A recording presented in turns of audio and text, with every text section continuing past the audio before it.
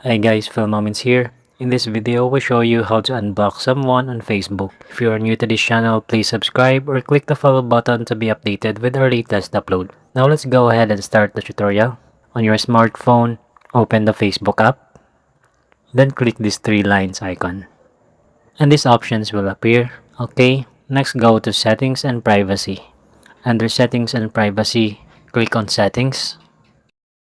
Scroll down again until you see these options for blocking. Now tap on it. So in here you will see all those accounts that you've blocked on Facebook. Now to unblock someone, simply click on this unblock button next to that person that you want to unblock.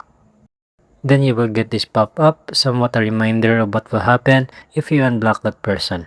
Now just click unblock to confirm. And that's it, you've successfully unblocked that person on Facebook. For more how-to tutorials, please subscribe. That will be a big help for us to create more videos like this in the future. Thanks for watching. Until next time, peace out.